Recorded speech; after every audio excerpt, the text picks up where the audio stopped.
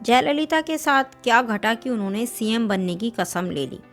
जयललिता के फिल्मी करियर की शुरुआत कैसे हुई, उनकी मुलाकात एमजीआर से कैसे हुई, जयललिता को न चाहते हुए भी राजनीति में कदम क्यों रखना पड़ा, क्यों उनके गुरु एमजीआर ने उनसे बात करनी बंद कर दी और कौन सी घटना ने उन्हें सीएम बनने की शपथ लेने पर मजबूर कर दिया, चलिए जानते हैं आज इस वीडियो में। ये वो वक्त था जब मद्रास को तमिलनाडु बने 28 बरस का समय बीत चुका था। प्रदेश में सत्ता के समीकरण बदलने वाले थे, कुछ चेहरों का उभार होना था। पुरुषों के दबदबे से भरी तमिलनाडु असेंबली एक महिला के हाथों में आने वाली थी। 25 मार्च 1989 सत्ता पक्ष की बेंच से मुख्यमंत्री एम करुणानिधि बजट पेश करने वाले थे।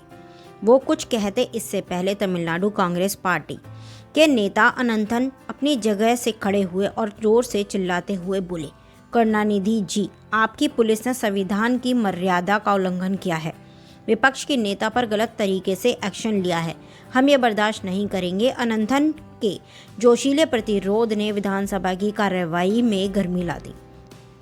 इस शोर में नेता प्रतिपक्ष की आवाज सबसे बुलंद थी।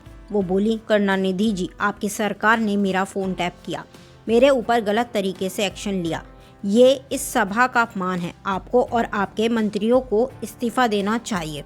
माहौल को बिगड़ता देख स्पीकर पीएच पांडेयन ने सभी को शांत होने का आग्रह किया और कहा, बेहतर होगा कि आज चर्चा बजट पर हो, जिसके लिए आज हम यहाँ उपस्थित हुए हैं। आग्रह को दरकिनार कर नेता प्रतिपक्ष फिर बोली, हमें यह मान्य नहीं होगा कि ऐसा व्यक्ति जो क्रिमिनल एक्ट में संलग्न हो बजट पेश करे, हम इसका विरोध करते हैं। अब तक विधानसभा में धक्का मुक्की शुरू हो चली थी। नेता अपनी कुर्सियों पर खड़े हो चुके थे, एक दूसरे को झंझोड़ रहे थे। इस बीच देखा गया कि किसी ने सीएम करुणानिधि को धक्का दे दिया, वो जमीन पर जा गिरे। विधानसभा में सूबे के सीएम को फर्श पर गिरा देख सत्तारूढ़ द्रमुक के विधायक हत्थे से उखड़ गए। वो बदला लेने विपक्षियों की तरफ बढ़े। उनके सामने नेता प्रतिपक्ष थी। किसी ने उनकी चोटी पकड़ी और घसीटना शुरू कर दिया, दूसरे ने साड़ी पकड़कर खींची। बदहवास से विधायकों के हाथ जो आया वो एक दूसरे पर फेंकने लगे। माइक भी बेंचों पर नहीं थे, हवा में थे। कड़ी मशक्कत से विपक्ष के नेताओं ने नेता विपक्ष को भीड़ से निकाला। उलझे बाल, बेतरतीब साड़ी और गालों पर ढुलक आए आंसुओं को पोंछती वो असेंबली से निकले और गुस्से में बोली, मैं ये दिन कभी नहीं भूलूंगी। आज जो मेरे साथ हुआ है मैं उसका जवाब दूंगी और अगली बार इस असेंबली में कदम मुख्यमंत्री की हैसियत से ही रखूंगी। मैं जयललिता ये शपथ लेती हूँ। बचपन के शुरुआती सालों में जयललिता नाना नानी और मौसी के साथ बेंगलोर रहती थी। जब वो 11 साल की हुई तो उनकी मौसी की शादी हो गई, जिसके बाद वो मद्रास अपनी माँ संध्या के पास लौट आई। संध्या तमिल फिल्मों में कैरेक्टर रोल किया करती थी। उनका मन था कि जया क्लासिकल डांस सीखे, साथ ही अपनी पढ़ाई भी जारी रखें। कभी अगर जया संध्या का मेकअप इस्तेमाल करती तो वो विफर उठती और कहती, इससे दूर रहो और पढ़ाई पर ध्यान दो। लेकिन एक घटना के बाद सब बदल गया। कर्नाटक के होटल वुडलैंड होटल में फिल्म की सक्सेस पार्टी चल रही थी। फिल्म का हिस्सा रही संध्या भी जयललिता के साथ वहां पहुंची। पार्टी खत्म होने के बाद संध्या जया को लेकर वहां से निकल रही थी कि तभी प्रोड्यूसर छिनादा बॉम्बे और वो चाहते थे कि जया उनकी फिल्म की हीरोइन हो। संध्या इसके लिए राजी नहीं थी। 2 महीने में ही जया की क्लासेस शुरू होनी थी। बंधुलू ने आश्वासन दिया कि फिल्म 2 महीने में पूरी हो जाएगी। सोच विचार कर संध्या ने हाँ कर दी।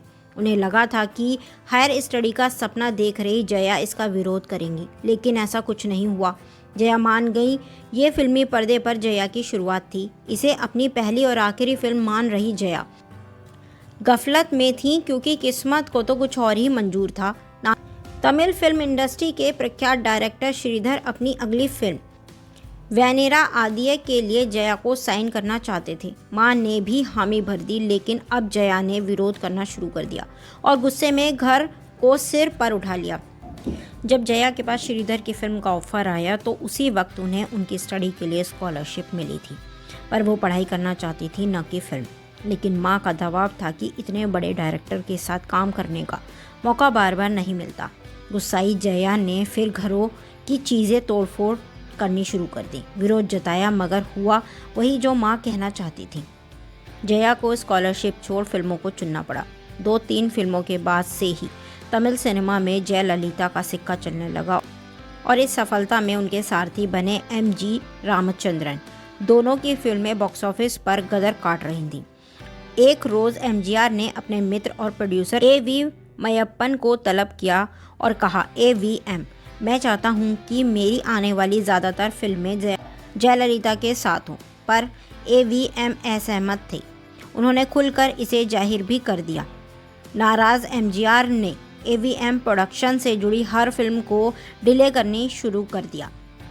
इससे AVM का प्रोडक्शन कॉस्ट बढ़ती चली गई। MGR के बदले रुख से परेशान AVM ने तय किया कि उनकी फिल्मों में जयललिता की वापसी होगी। कहते हैं कि MGR जयललिता को लेकर काफ़ी सेंसिटिव थे, मगर दावा यह भी है कि वो हमेशा जया के जीवन को कंट्रोल किया करते थे, जिससे जया परेशान रहती थी।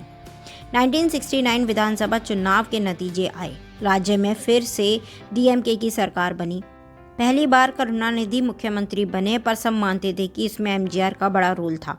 इसका एहसास खुद उनको भी था। रैलियों में MGR को सुनने के बाद भीड़ छट जाती थी और करुणानिधि के लिए लोग नहीं रुकते थे। ये नज़ारा सबने देखा। इसमें MGR को और भी ज़्यादा लगने लगा कि उनकी अपील लोगों में ठीक ठाक है। ये सब करुणानिधि भी देख रहे थे। धीरे धीरे उन्होंने MGR को किनारे करना शुरू किया। पार्टी मीटिंग में MGR को नहीं बुलाया जाता था। उन्हें राजनीति छोड़ एक्टिंग पर ध्यान केंद्रित करने की सलाह दी जाने लगी। करुणानिधि के व्यवहार में आए इस परिवर्तन से आहत MGR एक दिन DMK ऑफिस पहुंचे और 2 टूक मंत्री पद मांग लिया। MGR से खौर खाए बैठे करुणानिधि ने प्रस्ताव ठुकराने में चंद सेकंड लगाए। यदि करुणानिधि को भविष्य का जरा सा भी अंदाज़ा होता तो शायद वो ऐसा ना करते, लेकिन उनके इनकार से तमिलनाडु की राजनीति में शक्ति का एक और ध्रुव पैदा कर दिया। MGR ने सरकार के खिलाफ मोर्चा खोल दिया, भ्रष्टाचार के आरोप लगाए। करुणानिधि भी सहन करने के मूड में नहीं थे। MGR को पार्टी से बाहर कर दिया गया। इसके ठीक 2 हफ्ते बाद जन्म हुआ AIDMK का, जिसका झंडा थामे MGR तमिलनाडु की राजनीति में पूरी तरह कूद गए। उनका साथ दे रही जयललिता थी। करुणानिधि MGR को दूसरी मर्तबा राज्य का मुख्यमंत्री बनने से नहीं रोक सके। जयललिता ने भी फिल्मों के साथ राजनीति साधना सीख लिया था। उनके लिए पार्टी में एक स्पेशल पोस्ट बनाई गई। प्रोपेगेंडा मिनिस्टर वो पार्टी से जुड़ी स्ट्रैटेजी तैयार करती, प्रचार संभालती, मगर फिल्मी सफ़र से लेकर राजनीति सफ़र तक MGR का साथ दे रही AVM को ये बात रास नहीं आ रही थी। वो नहीं चाहते थे कि MGR से उनकी करीबी के बीच जयललिता जगह बनाए। इसी बीच 5 अक्टूबर 1984 को MGR की तबीयत बिगड़ गई। हड़बड़ी में उन्हें अपोलो अस्पताल भर्ती कराया गया।